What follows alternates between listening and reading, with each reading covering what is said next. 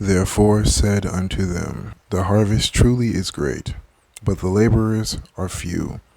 Pray ye, therefore, the Lord of the harvest, that he would send forth laborers into his harvest.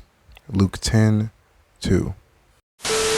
Yo, so I'm not gonna lie, this is a re-recording because I wanted my setup to actually look like a proper YouTube setup, good lighting, good face, you know what I mean? I was looking kind of crusty because, anyway, moving on.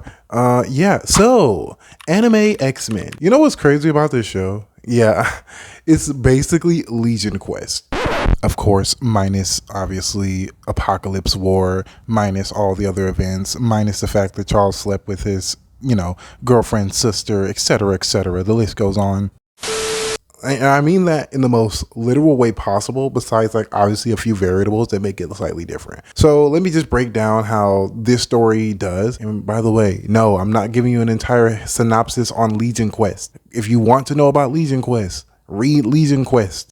Yeah, so I lied. Here's a brief synopsis of Legion Quest. So it's basically an intergalactic globetrotting adventure with the X-Men following the Shi'ar Empire and of course Charles Xavier and of course Legion, Charles Xavier's son, who is literally trying to, take care of Magneto in the past, and obviously it has ripple effects across time and space and actually ends up killing Charles Xavier, which leads into the Age of Apocalypse. And there you go.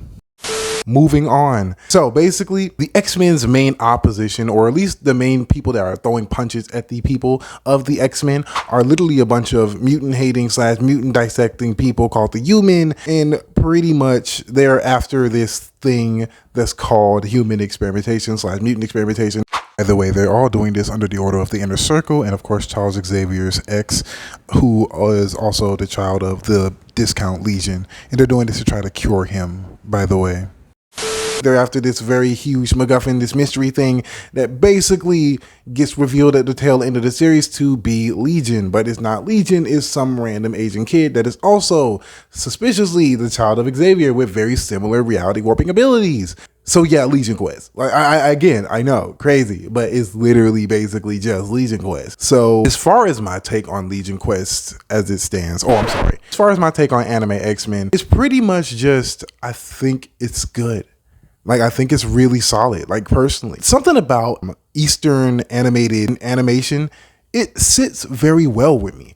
I don't know why, but it feels like this medium was made for comic books, to give life to comic books. This looks like a comic issue of early 90s or late 90s X-Men. This looks so good. If I could say anything about this show, the aesthetics of this show is literally perfection. There's not a single thing wrong with it on an animation standpoint, point blank period. They're using a lot of interesting characters. So the roster of this X-Men group is pretty much the standard that you come to know, besides obviously Emma Frost, but she is no stranger to being part of the X-Men, obviously. And of course we have Armor, again, no stranger to being part of this, but it's not the core X-Men team that you would be familiar with, i.e., your Cyclopses, your Jean Greys, your, insert famous X-Men here, but they do exist and they have been a part of the X-Men group to some extent. Obviously, X-Force exists because there were little nods about that in the overall show itself. But I think the roster is fine. You get used to it if you really don't care about who's on the X-Men team as long as it's Wolverine there.